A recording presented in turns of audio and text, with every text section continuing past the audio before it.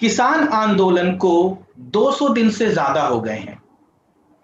अभी तक कोई नतीजा निकलकर सामने नहीं आया है। दोनों पक्ष अपने अपने पे अड़े हुए हैं। ना सरकार पीछे हट रही है, ना हमारे किसान भाई पीछे हट रहे हैं। ऐसे में आगे होगा क्या? आज इन मुद्दों पर और इनसे जुड़े तमाम मुद्दों पर मेरे साथ बात करने के लिए मौजूद हैं भारतीय किसान यूनियन बीकेयू के general secretary mister Yudhvir Singh. Mister Singh, मेरे मंडे टॉक इंटरव्यू सीरीज में आपका स्वागत है। मेरा पहला सवाल आपसे है कि पूरा देश कोरोना सेकेंड वेव से जूझ रहा है। क्या ये महामारी किसान आंदोलन को कहीं ना कहीं अफेक्ट करेगी? देखिए, निश्चित तौर पे ये एक ऐसी महामारी है जिसको हम हल्के में नहीं ले सकते। सावधानी बरतने की आवश्यकता है और किसान भी इसके प्रति सचेत है। और निश्चित तौर पे कुछ कम ज़्यादा दुष्प्रभाव तो पड़ेगा इसका, लेकिन कोरोना से डर के किसान आंदोलन छोड़ देगा, किसान भाग जाएगा, किसान हट जाएगा, ऐसा नहीं होने वाला है। हम जो भी कोरोना के जो नियम है, जो जिस तरह का कोरोना की सोशल डिस्टेंसिंग को लेके है, मास्क का है, सैनिटाइजर का है, हम अपने लोगों को उस मामले में एजुकेट कर रहे हैं और सैनिटाइजर का प्रयोग करें, डिस्टेंस मेंटेन करें, ये सब बातें। यहाँ हमारा ऐसा नहीं है, ये हमारा कोई मेला नहीं है, उस तरह की गैदरिंग नहीं है जिस तरह की गैदरिंग आजकल हरिद्वार में चली हुई है या जिस तरह की गैदरिंग बंगाल की रैलियों में चली हुई है। ये तो अब हमारे यहाँ पे घर बन गए। हमने 4 महीने में डिस्टेंस तो मेंटेन हो ही गया, सब अपने अपने सबके घर हैं और सब हम लोगों को ये हिदायत दे रहे हैं कि लोग जो है अपने उसमें रहे, माइक की व्यवस्था है, उनको जहाँ वो बैठे हैं वहीं क्या कार्रवाई चल रही है मंच से वो सुनाई देती रहेगी। और एक जगह इकट्ठे ना हो, भीड़ को इकट्ठा ना करें और जो भी है, जो सेफ्टी मेजरमेंट है, उनका पालन करें अपने हिसाब से। तो वो ऑलरेडी हमने उस पर काम शुरू कर दिया। मेरा दूसरा सवाल आपसे ये है कि आप जानते हैं कि उत्तर भारत में इस समय गर्मी का मौसम है। कुछ दिन बाद लू चलने लग जाएगी, उसके बाद बरसात हो जाएगी। तो जाड़े में प्रदर्शन करना और गर्मी में प्रदर्शन करना किसानों के लिए एक काफी चैलेंज रहेगा। तो क्या वेदर भी इफेक्ट डालेगा? ऐसा किसान अगर जाड़े और गर्मी में समीक्षा करने लगे कि क्या गर्मी में संभव है और जाड़े में संभव है नहीं है, तो ना खेती कर ही नहीं पाए। खेती में ये मौसम को गिनता ही नहीं किसान। मैं आपको बता दूं जानकारी के लिए, ये वो टाइम है जब हम अपनी फसल उठा के और फिर हम अपना जो खाद है, गोबर की जो खाद हम तैयार करते हैं, उस खाद को हम फिर अपनी गाड़ियों में भर के, आजकल ट्रैक्टर आ गए गाड़ियों की जगह, उसको भर के इसमें हम घर नहीं बैठते इस गर्मी में डर के। वो खाद जो गर्म होती है, आप उस कभी अगर आपने देखा हो, गोबर को जब इस टाइम पे भरते हैं तो उसकी गर्मी अपनी गर्मी होती है और उसे ट्रैक्टर में ट्रॉली में लोड करते हैं और खेतों में फैलाते हैं पूरी गर्मी में। अगर हम अपने खेतों को तैयार नहीं करें तो अगली फसल ले नहीं सकते हैं। तो ये मौसम हमारे लिए सामान्य है और इस गर्मी सर्दी का से तो ये कंडीशनिंग हो जाती है किसान की, इनका असर नहीं पड़ता। ये तो उन लोगों के लिए है जो बचपन से पंखा, कूलर और एसी के आदी हो जाते हैं। किसान तो अगर जिस दिन ये सोच लेगा उस दिन ये खेती का मॉडल ही गायब हो जाएगा इस देश से। मेरा आपसे तीसरा सवाल है मिस्टर सिंह कि क्या रिपब्लिक डे में जो हुआ उसके बाद से गवर्नमेंट ने किसानों को किसी तरीके से संपर्क करने की कोशिश की बातचीत के लिए? देखिए, ऐसा बातचीत तो कई तरह की बातचीत होती है, औपचारिक और अनौपचारिक बातें होती हैं। 2 तरह की बातें होती हैं। औपचारिक बातचीत कोई नहीं हुई, लेकिन अनौपचारिक तौर से एक संवाद बना हुआ था किसान मोर्चे के लोगों का और सरकार के बीच का। लेकिन जब से इलेक्शन का नोटिफिकेशन हुआ उसके बाद पूरी सरकार जो है बंगाल में व्यस्त हो गई। और हम ये समझते हैं कि 2 मई तक सरकार की जो प्राथमिकता है वो बंगाल का चुनाव है, और सरकार पूरी सरकार के जितने भी जो जिम्मेवार लोग हैं उन्होंने पूरी जान लगा रखी है बंगाल में। और 2 मई तक बात मेरे ख्याल से हम ये महसूस करते हैं कि 2 मई तक सरकार लौटेगी दिल्ली में। उसके बाद निश्चित तौर पे फिर आगे शुरू होगा मामला, और देखते हैं कहाँ तक क्या बढ़ती है बात। मेरा तीसरा सवाल आपसे ये है कि कई बार ये कहा जा रहा है कि किसान आंदोलन जो है वो आंदोलन के साथ साथ पॉलिटिकल कलर ले चुका है। क्या आप इस बात से सहमत हैं? देखिए, मैं आज सत्ता में जो भी पार्टी है, बीजेपी की सरकार है केंद्र में, और केंद्र ने ये कानून बनाए हैं, तो निश्चित तौर पे कहीं ना कहीं जो बात हम रखेंगे उसमें बीजेपी टारगेट पे आएगी। जो भी सत्तारूढ़ पार्टी है वो टारगेट पे आती है। और अगर हम किसी भी पार्टी को टारगेट पे लेते हैं तो कुछ लोग इस बात को चर्चा का बना देते हैं कि ये तो राजनीतिक बात हो रही है।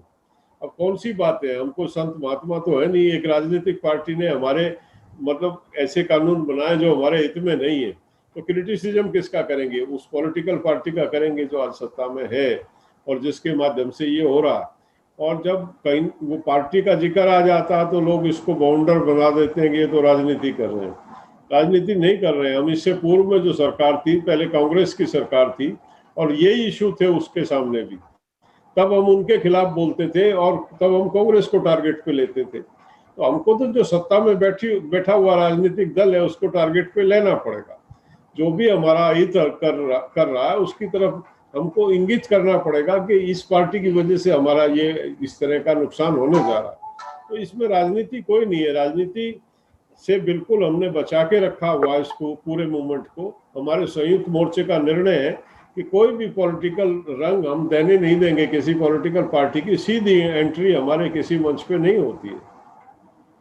मेरा आपसे अगला सवाल है कि 200 दिन से ऊपर हो गए, जैसा मैंने बोला आपको, तो आपको क्या लगता है कि जब हर फ्रंट पे किसान प्रदर्शन कर रहे हैं तो सरकार आपकी बात मानने को तैयार क्यों नहीं है? ये सरकार, दो बातें हैं। ये सरकार की हठधर्मिता कह लो या अहंकार कह लो। सरकार ने ये मान लिया है कि हम सर्वोच्च हैं, जनता की अनदेखी है ये, जन भावनाओं की अनदेखी है ये। इस तरह का अहंकार जो है वो कमी राजनीति में देखने को मिलता है, जिस तरह का आज इस माहौल में पिछले, आप जैसा आप बता रहे हैं, पिछले साल जून में शुरू हुआ था पंजाब से आंदोलन और 26 नवंबर से हम दिल्ली में बैठे हुए।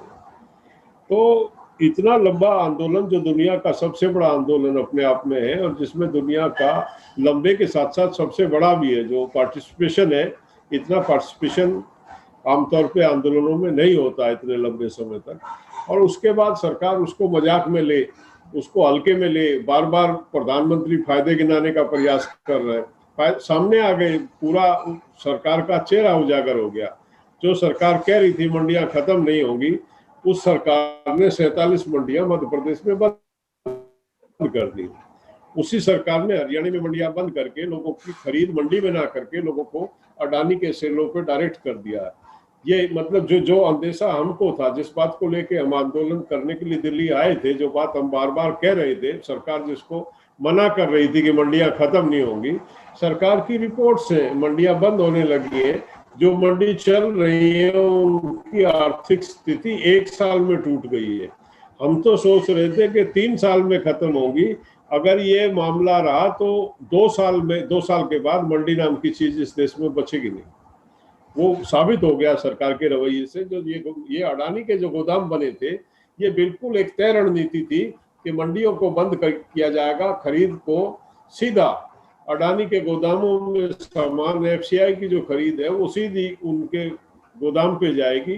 ट्रैक्टर डायरेक्ट कर दिए। हमारे हरियाणा की जो मंडियां हैं, कैथल में जो कुछ मंडियों को बिल्कुल उन्होंने सीधा रिडायरेक्ट कर दिया। जो बारदाना था मंडी में भेजा ही नहीं गया और लोगों को कह दिया गया अपने ट्रैक्टर लेके आप अडानी के गोदाम पे जाओ और वहां पे अपने ट्रैक्टर खाली करो। ये शुरुआत तो हो चुकी मंडी खत्म होने की, सरकार झूठ बोल रही थी, गुमराह कर रही थी और किसान ठीक थे, ये ऑन रिकॉर्ड साबित हो गया, ऑफिशियल साबित हो गया। मेरा आपसे अगला सवाल है कि गवर्नमेंट बार बार ये कह रही है कि किसानों को ऑपोजिशन भड़का रहा है, क्या ये सच है? जब यही कानून कांग्रेस लेके आई थी और हम लोग कांग्रेस का विरोध कर रहे थे और ये बीजेपी वाले भी हमारे सुर में सुर मिला रहे थे, तब कांग्रेस कह रही थी कि किसानों को बीजेपी भड़का रही है। ये तो कोई भी मूवमेंट हो, जब मूवमेंट कोई सोशल मूवमेंट चलता है तो जो सत्तारूढ़ पार्टी के लोग होते हैं, ये एक साधारण आरोप है जो एक पार्टियां लगाती रहती हैं, जो भी सत्ता में होता है वो विपक्ष पे आरोप लगाता है कि ये लोग इन लोगों को भड़का रहे हैं। बाकी ऐसा कुछ नहीं है, किसान इतना बेवकूफ नहीं है किसी के भड़कावे में आके करे। किसान ने, मैंने अभी आपको बताया, किसान की जो आशंका थी उसको साबित कर दिया सरकार ने। मेरे आपसे लास्ट के 2 सवाल हैं। पहला, आप किसान हैं लेकिन उसके साथ साथ एक हिंदुस्तान के नागरिक भी हैं जो वोट करता है, तो अगर मैं आपसे ये पूछूं कि अच्छी खासी किसान भाइयों की हमारी एज भी है, कहीं तो बहुत 60 प्लस हैं, उन्होंने काफी एक 60 साल तक उन्होंने भारत देखा है। अगर मैं आपसे एक पूछूं जनरल वे में कि एज अ किसान या एज अ नागरिक, सेंटर में आपने कांग्रेस भी देखी है, बीजेपी भी देखी है, आपको क्या लगता है कौन सी सरकार ज्यादा बेहतर है भारत चलाने के लिए? देखिए, 70 साल में जो भी हुआ, किसान की जो आज दुर्दशा है वो एक साल में नहीं हुई है। पिछले 70 साल से जो खेती को दोयम दर्जे में रखा गया, उसका नतीजा है कि निरंतर किसान जो है वो दिन प्रतिदिन उसकी हालत बिगड़ती चली गई। तो ये बिल्कुल ठीक है, कांग्रेस के समय में भी यही नीतियां थी, बीजेपी के समय में भी वही नीतियां चल रही हैं। कांग्रेस में और बीजेपी में अंतर ये है, उनके खिलाफ जब आंदोलन हम करते थे तो वो आंदोलन का दबाव मानते थे या लोगों की शर्म करते थे और कहीं ना कहीं अपने कदम रोक लेते थे।